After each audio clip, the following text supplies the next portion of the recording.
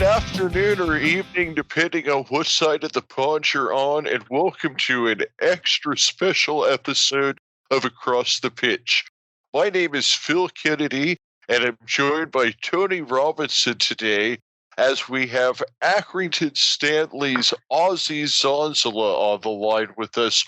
We're really excited to talk with Ozzie. He has been with Accrington ever since that 2017-18 season.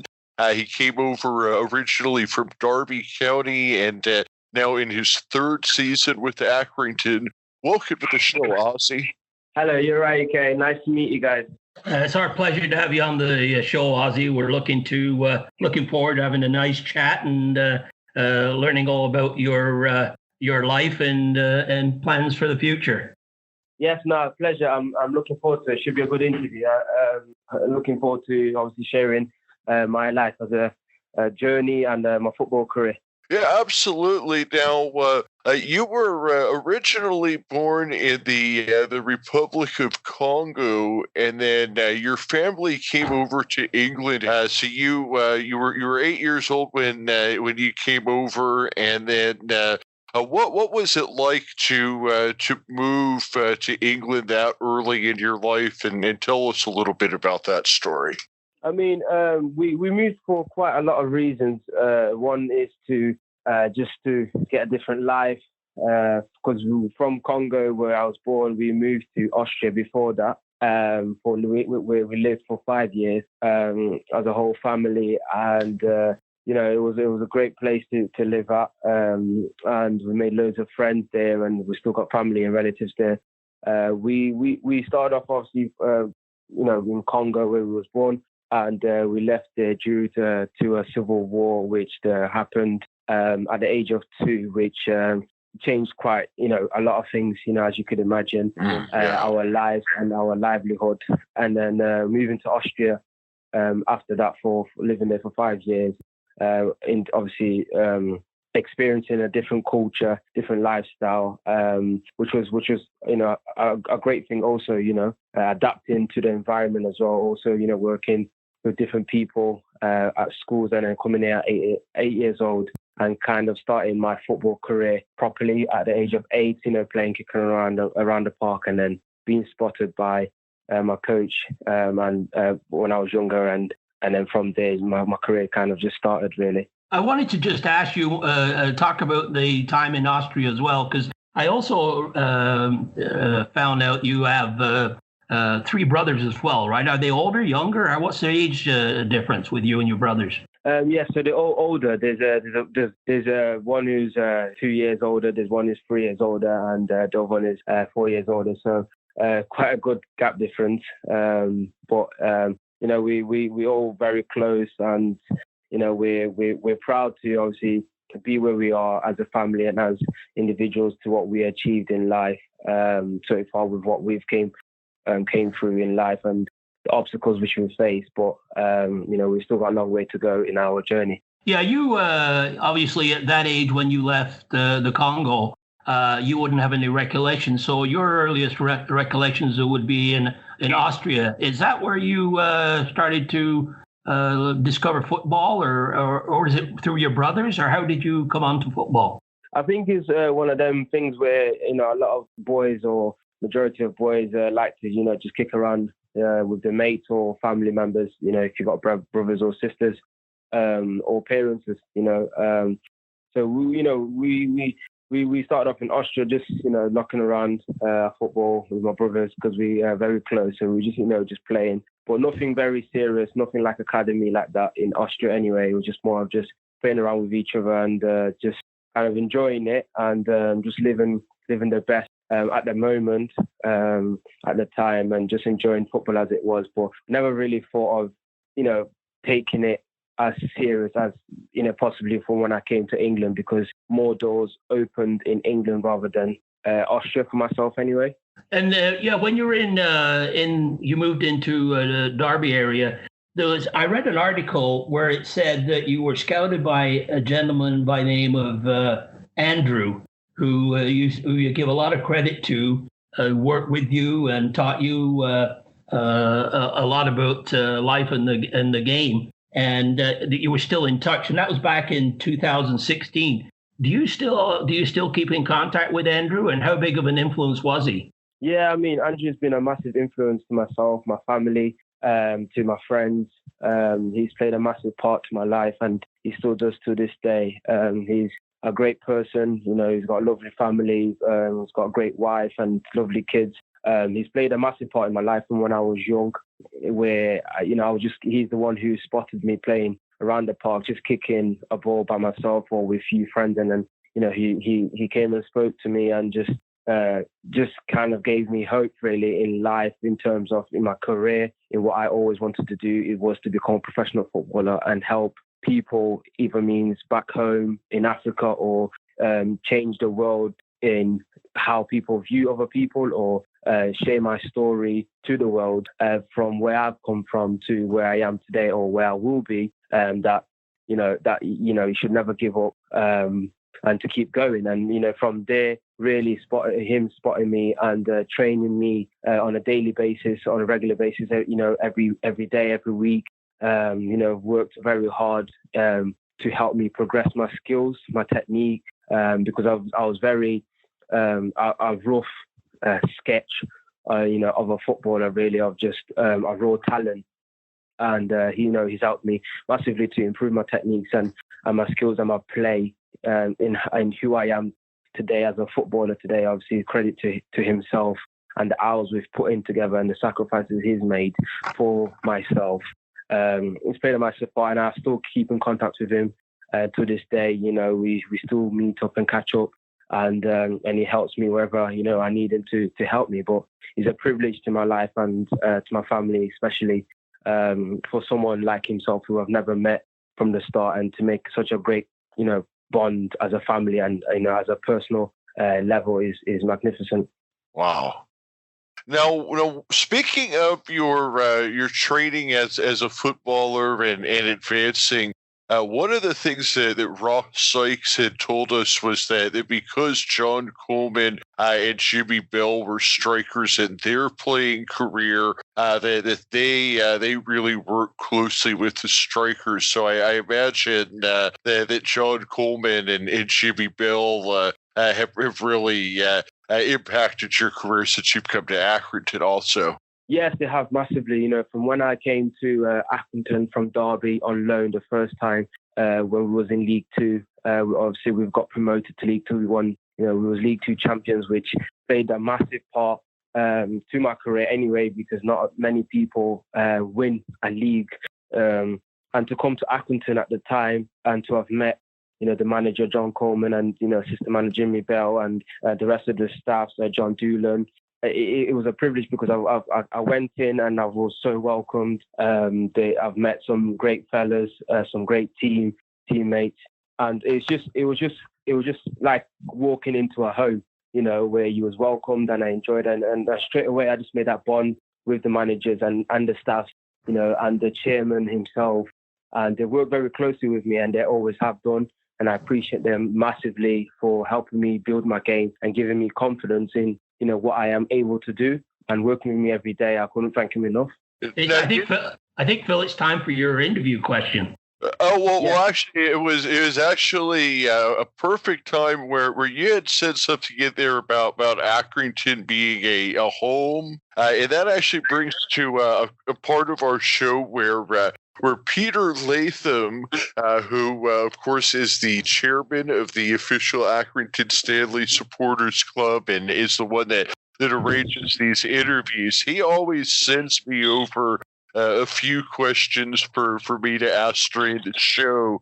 And we've called this new segment Peter's Corner. And one of the things that Peter wanted me to ask you about is that your home at Accrington is actually more than just playing for the football club. That you actually live in a house where you share with some of the other players, and he wanted to know what's it like sharing a house with some other players, and who's kind of the guy that calls the shots at the house, who's in charge. I mean, from when I went in, when I moved into that house the first time, there was a few older players than myself when I came on loan.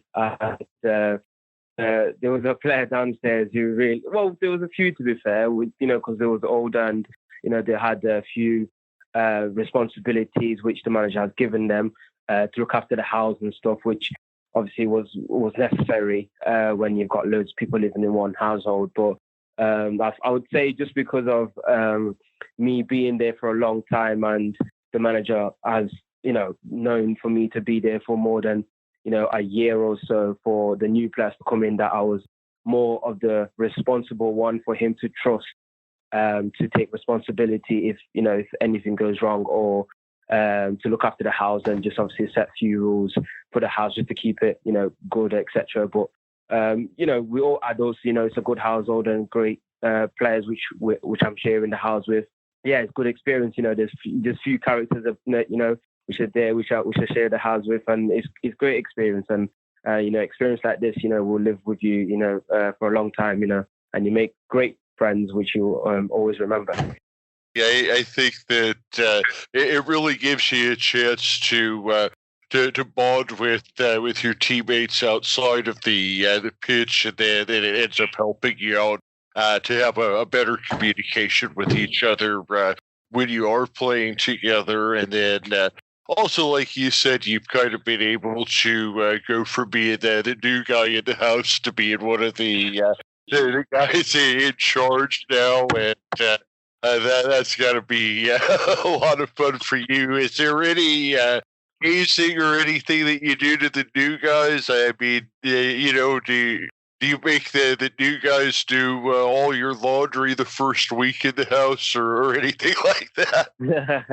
I mean, the lads, as soon as they come in, I just kind of give them a heads up in what we do in the house, how we like to keep the house tidy, clean, or, what things to do if it means when the bin goes out, or how to change put the dishwasher on or something like that, or what to buy in the house, what they need. Because, when you first come into a house, there's just, I don't know, you could be just moving into a room and it's, hasn't maybe got things in which you need, and, just kind of needs a heads up and, maybe showing them around the area, the shops, where to get things and stuff. And, just to kind of get familiar in new shops or new environments of things, because moving around for some is not as easy as others to adapt in, and especially obviously moving into a house with new people which you've never met before, and you don't know how they cooperate, or what they do during the day, or how they like to be maybe left alone at certain times. But I guess it's all of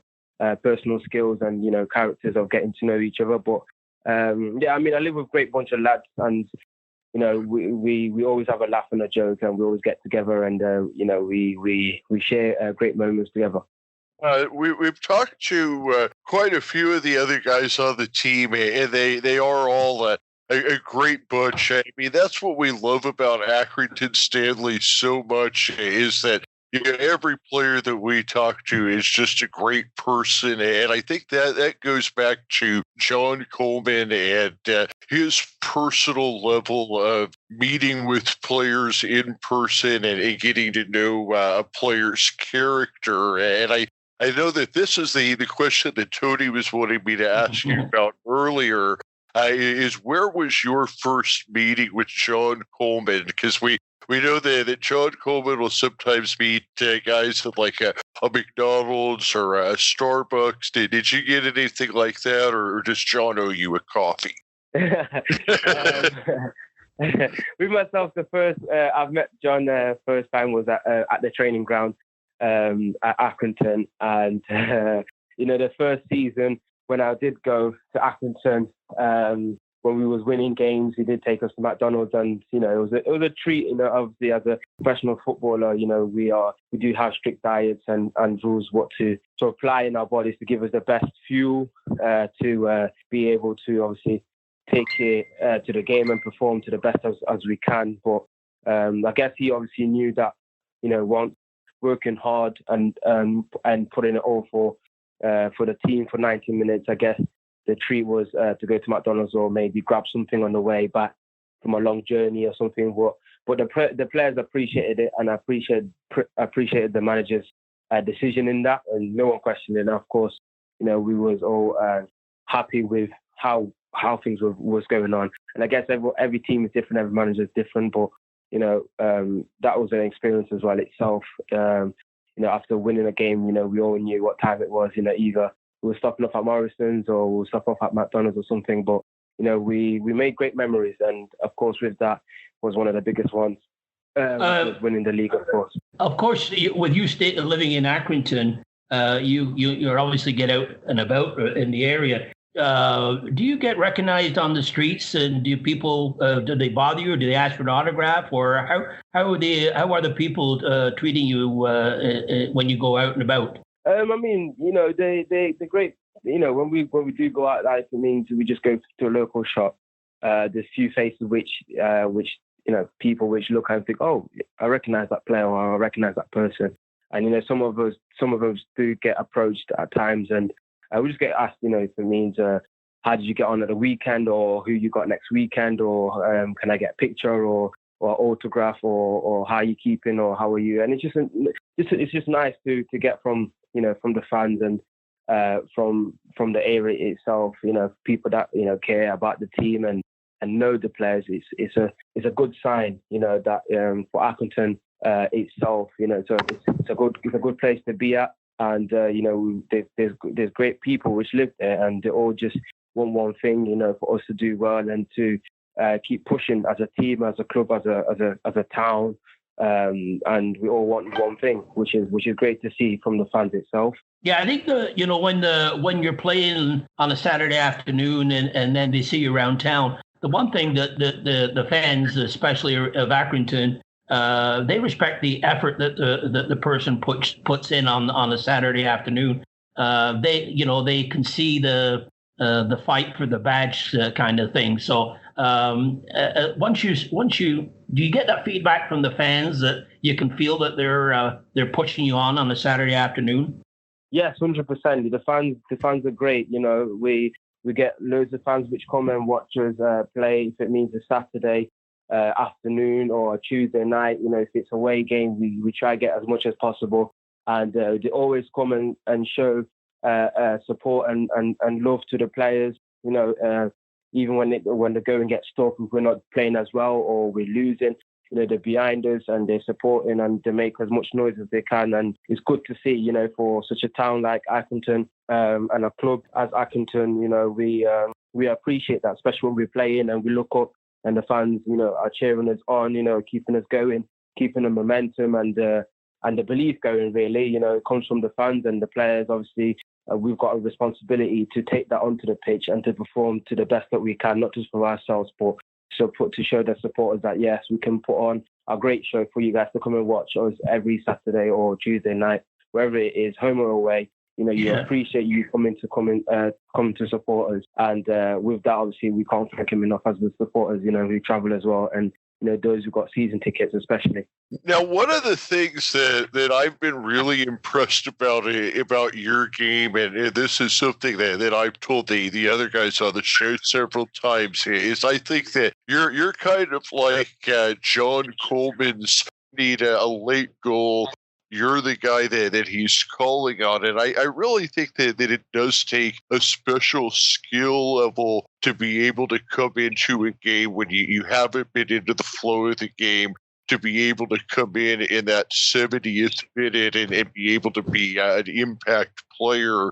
And you've actually scored 5 times off of the bench this year. You actually even had... You had 2 goals in 14 minutes against Bolton. You had where you came in Doncaster. You got an equalizer in the last 12 minutes. What is it that allows you to be so good at just jumping in and getting right into the flow of the game like that? I think one of the things, obviously, I appreciate, the manager John Coleman, putting me into the team on a regular basis, first of all, and showing that he's still, he's got faith and belief in me as a player. And obviously, he trusts me, which is great. Always good to feel from a manager, especially as a player, that there's no better feeling that the manager does think highly of you or has got plans for you, during the game or during the season. But the times which I've been on the bench and I've come on and I've made an impact, obviously, it's great to see that I can come off the bench and make an impact and score a goal or get an assist or just support the team wherever I can really. And obviously what I love doing best is obviously scoring goals, and that looks good not just sort of for myself but for the team as well. If it means we're losing, for me to come on to get an equaliser or we get the win, that's all credit to the team. At the end of the day, the 3 points is the most thing that matters to myself. But of course, it's good to come on, and for the manager to think highly of me as a striker to come and change the game. So with that, obviously, it's just good to see, and I appreciate that as well. I think, when the other defenders see you coming on as a substitute, say for Kobe Bishop, for example, and they see you coming on, it's got to be a bit nervy for them because, you're coming on, you've got pace and the ability to get through the seam and around them. They're probably shaking their heads thinking this is not going to be easy 15, 20 minutes with Ozzie coming on. There's few times which I've come on and their defense have dropped deeper than the normal line, for example, just because of the pace in behind which I've got, or the threat which I can cause in behind. Because I'm quite a direct player who likes running behind and cause problems, closer to their goal. And one thing which I love doing is spinning off and running into to the channels or to the goal, closer to the goal. And for when defenders know who I am as a player or as a striker or what I'm like, they straight away think, okay, well, if he's fast, we can't be as high, we've got to drop off, which then changes the whole philosophy of their game, but then gives us momentum as midfielders. For example, when they look up, they're thinking, okay, well, if I play this ball, I know Ozzie can get onto it because he's a quick striker. Or if a defender wants to kick a ball in behind, they're thinking, okay, well, then we can push up and we can get a breather. And that just affects, obviously, the whole game and changes the whole game and changes their philosophy, but then gives us momentum as well to be able to be on our front foot to go and chase the ball or go and pressure and support me from the back or from the midfield. So, but I appreciate obviously playing, and as I said before, the most thing which is important to me is just coming on and making an impact, and then obviously getting a goal as well and supporting the team wherever I can. I just want, if I can, Ozzie, just go back to your comment you made earlier and about your time at Derby County. There's a quote that I read that I just wanted you sort of to comment on. It said, Derby gave me a chance and I felt my dream allowed me to fulfill your dream. Do you want to just comment on how important the Derby County was in your life and your career? From when I signed for Derby at a very young age, I was at Derby from 12 years old, and from when I went to Derby for the first time, I obviously seen the facilities. They had great facilities. I've met the staff, which some have gone and some are still there, and they've welcomed me from a young age. And I think from a young age, from going to my first academy and signing a first contract when you're younger, it's something which you always cherish in your heart. That the privilege to be able to sign for an academy club. Derby will always be, in my heart, for example, because it was my first club. I've met some great players along the line. I've met some great people, some great staff, some great managers. Loads of people have come and gone. I've made some great memories. I've scored loads of goals for Derby. Going up the ladder from the academy to under 18 to be signing on my first professional contract. From when I was young, for them to just give me that opportunity to be able to show people what I'm capable of doing, the opportunity to just go and play with freedom, and then just enjoy my football. I think going back to that quote of Derby gave me a chance, it was just more of just, I thank you that, you've given me a platform for me to show my talent. And now I'm at Accrington, where if I was never at Derby, maybe I would have never been at Accrington. And, obviously for that, I appreciate the works which Derby have done for me. How I've invested in me also, and the people which I've met along the line. I've met some great people which are still there, as I've said. And obviously being at Derby, It's just great to look back and say, you know what, thank you for what they've done. Throughout the years, they've been great to me, and I'm just happy for me to have started my career at Derby, and then obviously, I've just enjoyed it ever since, and obviously now at Accrington. Now, I believe back in October of 2015, you actually, for the under-21 team, you won the PL Player of the Month, getting 4 goals in 3 matches. That's a highlight, and must have been a big lift for you early in your career. Yeah, it was. Yeah, I mean, it was my, I'd say my biggest achievement for an academy player for myself. When I was playing for Derby County, getting the Player of the Month was literally overwhelming. It was a crazy moment for myself because I received the Player of the Month after training, so I wasn't aware of me receiving it before. So so few players or few staff knew that I won it, but I didn't know myself. So when I got it presented, it was a shock for me because I didn't even know that I won it. I was just focusing on my game day in, day out in training, working with the staff at the time, and winning that trophy. Of course, I've cherished it.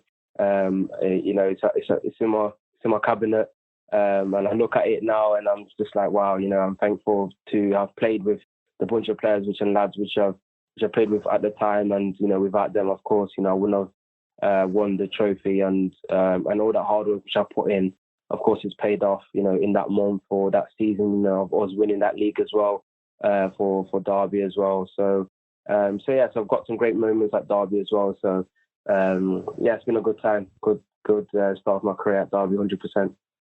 I want to just touch on your loan spells. I mean, as a young player, when you're in the academy and then you're sent out on loan, and you had 3 loan spells, Stevenage, Chester, and Stanley. How hard is it for a player to go out on loan once, not only once, but 3 times?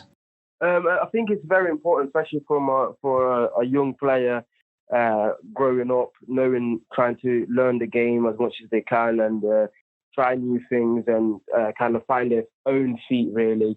I've been out on loan, and every loan which I've been at, I've gone to a good club, and I've got great experience of men's football, and finding my own feet, knowing who I am as a player. I think it's very important for young people to find their own feet at a very young age, for them to know who they are as a player, because sometimes you can be carried away in under 23s or reserves football for a long time, and of course that's great. You can play football for the reserves for however long you want, but of course the main football is the football which men play, and then the sooner you can do that, the better, because you learn yourself a lot of things mentally, physically, and knowing the game itself and playing against elder people which are gonna show you the way and how to do things, and for when you leave the reserves, you're going to be thankful for it, because you would have learned so much. Now, one thing that I did want to get back to is we actually did have a couple other questions from Peter Latham that I didn't get a chance to ask earlier, but we were doing Peter's Corner. So I wanted to get these in, and then after we do that, then we have some super serious questions that Tony likes to ask. But I did want to get back to these 2 questions from Peter. These ones are a little bit more to do with you on the playing field. The first one he wanted me to ask would be, who has been the best upfront striker partner that you've played with since you've been at Accrington? I would say, from when I went, the striker which I played mostly with was Billy Key. He's left Accrington. He's been a great help to myself, and massively to the team. He's played a massive part to the team through his career. He's helped me learn so much about football itself. Strikers, it means from as little as way to be positioning to I don't know, to where to run, or just different techniques and different skills which he's taught me as a player anyway. And obviously, I've appreciated learning from him. Such a great player who's played for loads of clubs and has got loads of experiences, and he's played a massive part for Accrington, as you I'm sure are aware. Yeah. And I'm it's a credit to have played alongside himself, and to have learnt off him as well, for me to be able to push on from my career anyway, to learn from that and to kick on from that as well, and to show people that what player I am, so people to be talking to me just as I'm talking about Billy Key, and the great example he's shown to me as a player, and how good of a player he is. Yeah, no, everybody that comes on the show has basically said that Billy is the best player that they've ever played with. I don't think that anybody that has played with Billy in Accrington would probably say anything different. I mean, the guy is just a legend. And the other question that Peter had, and this one is a little bit more towards your actual playing, and this is something that when he asked it, I said, yeah, I've definitely seen this too. And this has to do with you getting fouled a whole lot, and the refs just don't seem to want to give you those penalties. Do you feel like you've kind of gotten a raw deal from the refs this year? I mean, you play a game which is very physical, especially in our league. It's very physical, and I'm a very physical player, which likes to put myself about. And with my style of play and game, I tend to get a lot of knocks or kicks from defenders, and loads of fouls. And of course, the referees, all they can do is just judge the decision in a split of 1 second, and make a decision if it is a penalty or a foul. And of course, as a footballer, it can be very frustrating, being kicked. But I guess that shows that you're a good player, and you're always getting fouled, that that you're winning free kicks, or if they do give a penalty, that you playing a big part by winning a penalty. And with that, of course, it's not easy to just get kicked and just to get back up. It is very frustrating, as I've said, but it's part of the game, and I guess it just makes you stronger as a person, and for you to just keep going and obviously stay on your feet as much as possible, because when the referees don't give you a foul, it can be frustrating, but what can you do? You've got to get on with the game and adapt very quickly, and hopefully the next one they give, or next one, you don't go down and you score yourself. So, but it's part of the game, isn't it? So, just got to take it on the chin when it comes, and just deal with it how it comes. That's something that I'm really impressed about your game. Is certainly you're not the biggest guy out there by any means, but that doesn't stop you from putting your body on the line. You'll go full speed, right at a 6'2", 190-pound center back. It doesn't matter. Your eye is on the goal. Yeah, 100%. My eye has always been on a goal, and whoever is there in front of it, I've got to find a way how to get past him. If I can't get past him, I've got to go through him. So it's you have to find a way to score. It's a strong mentality game, which you have to be. Especially coming up against defenders which are bigger than you, which they may look stronger than you, but you have to have that own belief within yourself, in your head or in your heart, to say, I will still get past you, and you'll still go and score. And of course, I've worked many of times of me staying on my feet, or keeping a strong mentality, especially coming against defenders which want to make it just a fight or just a battle. But it doesn't stop me from working harder than them, or showing that I am stronger than them as a striker, even though they may look bigger or taller. But it's a challenge which you face every game. So I guess it's all the same. It's just sometimes, you look at a draw, it falls for you and you score 1 goal, 2 goals, and sometimes you just don't score, but you participate differently, or, things just doesn't work out your way. But it's all part of the game, and I guess it's all part of learning as well. I think that now it's a good time that we get to the. I think this is your favorite part of the show, isn't it, Tony? Oh, it's definitely up there with the introduction. Yeah. Now, Tony, one thing you'll be happy to know is we were talking to Michael Welch, who played on the 2005-2006 promotion team. We talked to him earlier this morning, but before we called Ozzie, and you'll be happy to know that we added the rapid fire round to our legend interviews now, and I answered the questions, but Darren Woodhead had a new one that he added, so I have to let you know we have a new rapid fire question, and I'll throw that one in at the end of the round. Perfect. Well, cue the music, Phil. Okay, Ozzie, we're just going to ask you some quick, easy questions, and the ones I'm going to throw at you are more Northern England centric. So there's no wrong or right answer. So let's just see how you make out. Okay. Number one, Beatles or the Rolling Stones? Beatles. Mushy or garden peas? Garden peas. Red or brown sauce on your bacon butty? Red. If you have a full English, is it with or without black pudding? Without black pudding. Okay, if you're watching a soap opera, would you watch Coronation Street or EastEnders? EastEnders. I forgot that one this morning. And this one is from Sean McConville, and he's asked that we ask all the active players, natural grass or AstroTurf? Natural grass. Yeah. And now this is the part I turn it over to Phil for the North American section of the rapid fire. Go ahead, Phil. Okay, well, we had the one from Mark Hughes is the new one, which is red or white wine. Oh, right, yes.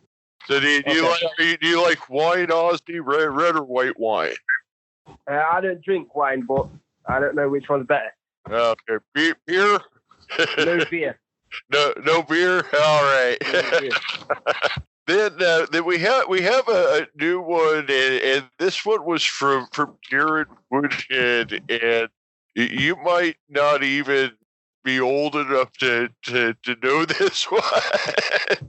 But so it all went. There's kind of the backstory to this is there was voting for the Rock and Roll Hall of Fame a few months ago, and Whitney Houston was elected to the Rock and Roll Hall of Fame, and I wasn't very happy about it because I said, well, she's not a rock band and she didn't write any of her own songs. They said Darren Woodhead is, I guess, a big Whitney Houston fan.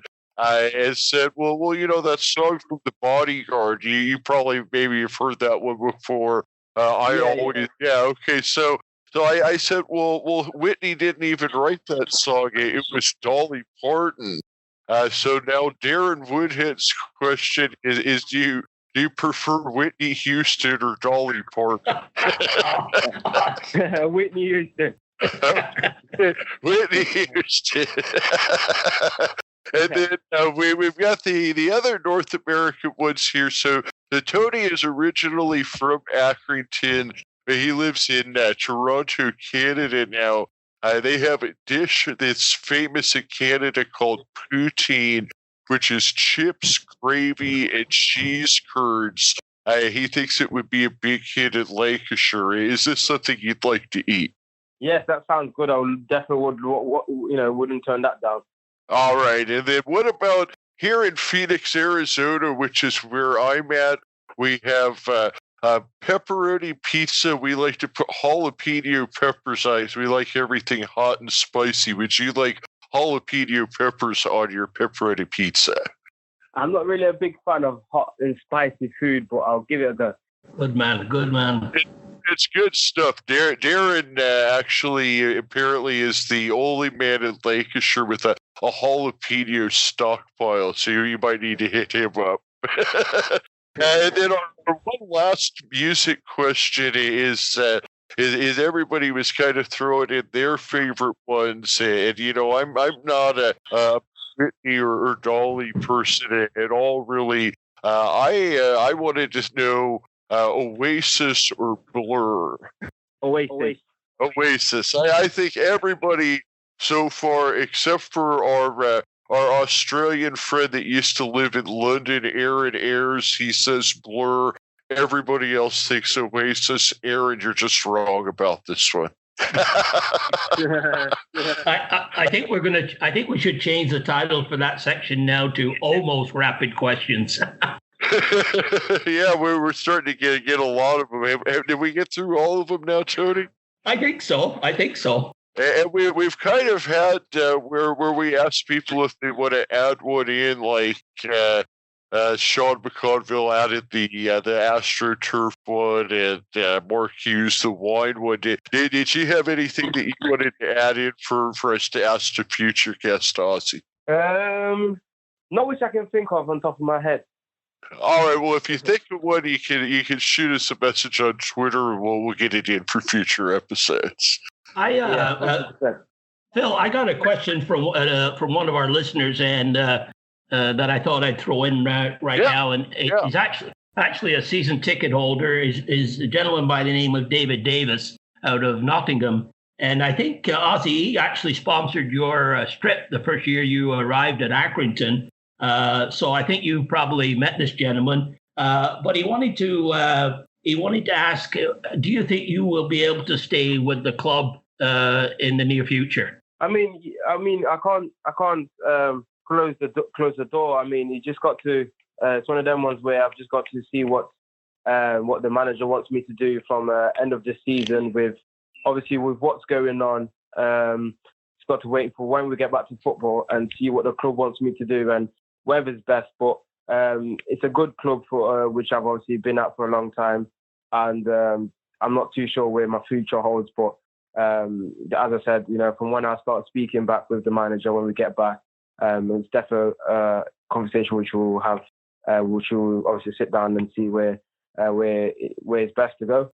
And the second part to his question was, have we seen the best out of this year's team? I mean, the team which won the league was a great team. This year is a great team as well.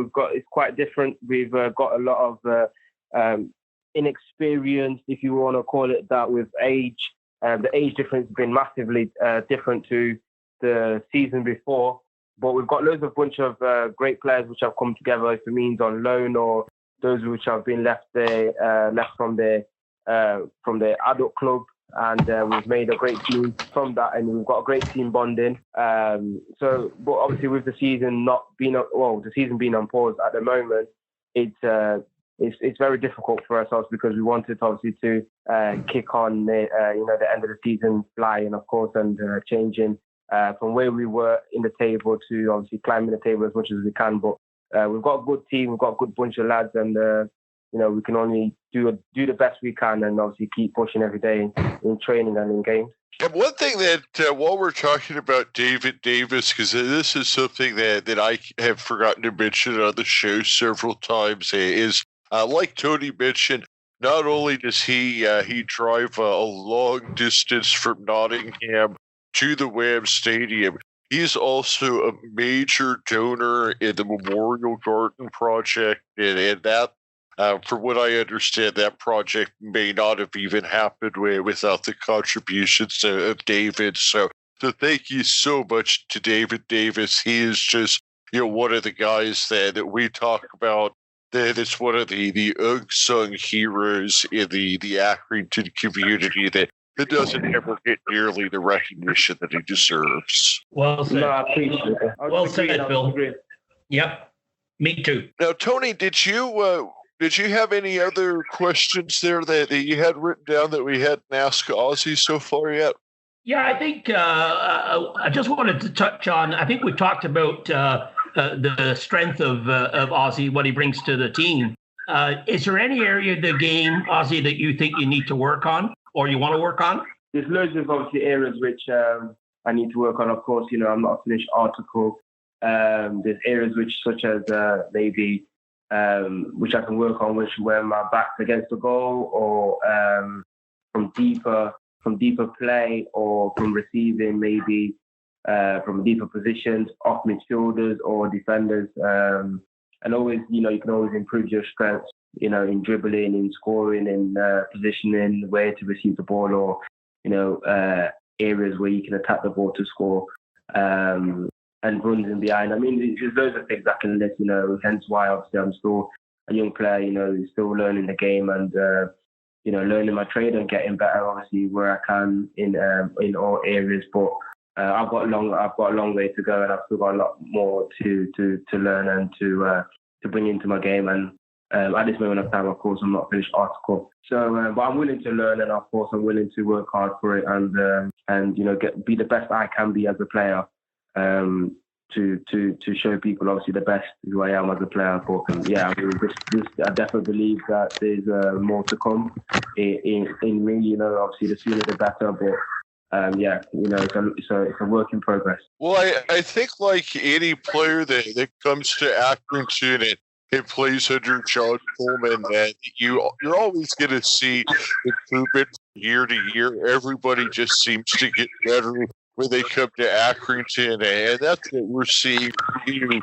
Last season, you had 4 goals in 1,200 minutes. This season, you already had 6 goals in 900 minutes.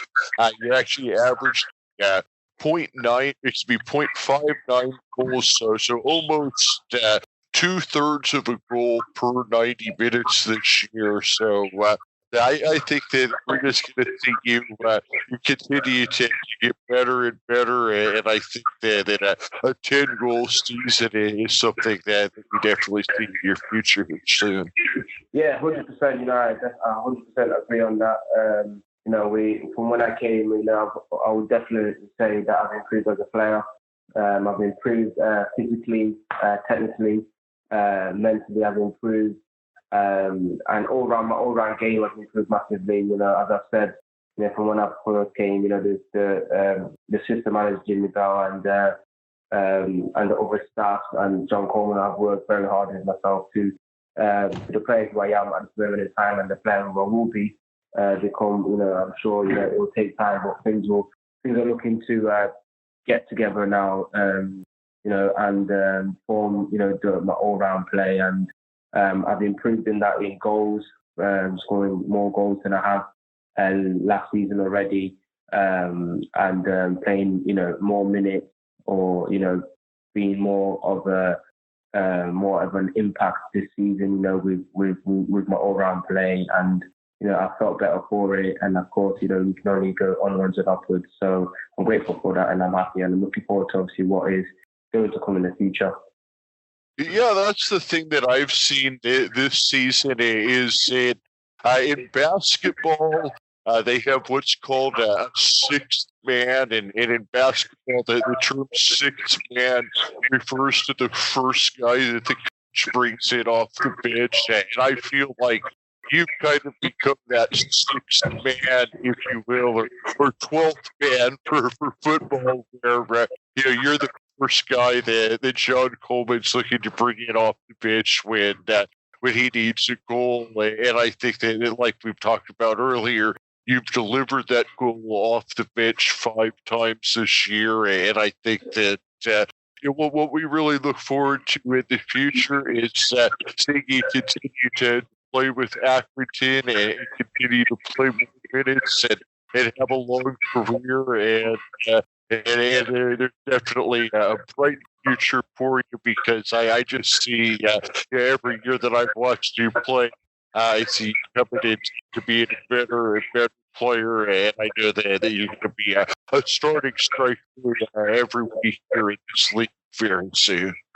No, thank you very much. I really appreciate that. Of course, the future is not just in my hands. It's in the manager's hands. It's in the chairman, in the club. And of course, that's a decision which we all have to make and sit down together and make the best decision, if it means stay or going elsewhere. But of course, I've appreciated Accrington from when I first came, and I always will speak highly of them. And of course, I want the best for them. I want the best for myself, of course. But I'm delighted, obviously, the time which I've spent so far, and hopefully, whatever happens in the future at the time, which I will be spending more. So I'm grateful, obviously, for what you've said, and I'm grateful for Accrington as well. Well, I just want to add too, Ozzie, that I certainly appreciate the time we spent together. We learned a lot about you and your family life and time with Stanley, and I wish you continue success in your career, and hopefully it'll be with Accrington Stanley. So all the best to you. Yeah, thank you very much. I appreciate, getting to meet you guys as well, on the phone. And it's a privilege, of course. It's not as easy, being at home at this moment in time with all this that's happening now. But of course, football is on pause at the moment, and of course our health and our safety comes first. So I appreciate as well for you guys taking out your time and making this happen. So credit to you guys as well. All the best. Thank you, and we really appreciate it. We really appreciate your time, and you kind of hit the nail on the head. It's really tough for everybody right now, and not having football, and that's why we're trying to just keep the football talk going, and give somebody something to do for an hour a day where we put out a show, and then they can sit down and just hear us talk about football, or talk to football like we're doing with you here today, and just kind of forget about everything else. And like Tony said, we wish you all the success going forward, and whether it's with Accrington or not, keep in touch with us, and we're going to be rooting for you and following your career, and definitely hope to have you on the show again in the future. No, thank you very much. Definitely. It's been a credit and a pleasure to be speaking to you guys, and I'm sure, we should stay in touch, and, hopefully, do another one, and, in time to come. But yeah, thank you very much for, this time, and I appreciate it. Cheers, Ozzie. Thanks so much, and on Stanley on. Thank you very much. Thank you.